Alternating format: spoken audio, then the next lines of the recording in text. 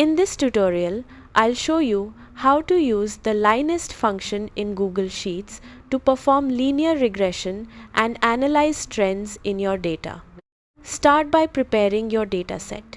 You need two columns, one for your independent variable like ad spend and one for your dependent variable like sales.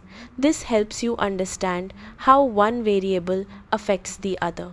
Next, select two empty horizontal cells where you want the results to appear.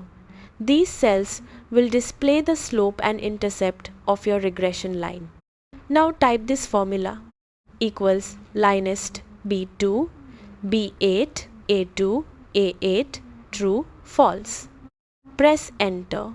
The first cell will return the slope, which tells you how much your dependent value changes when your independent value increases.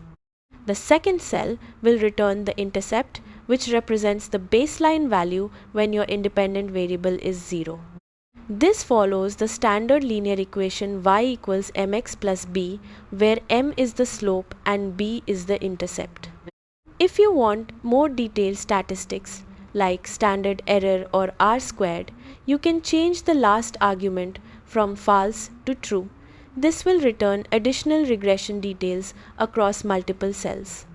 Make sure your y range and x range are the same size, otherwise the formula will not work correctly. That's it. You now know how to use the LINEST function to quickly analyze relationships in your data and make better predictions in Google Sheets.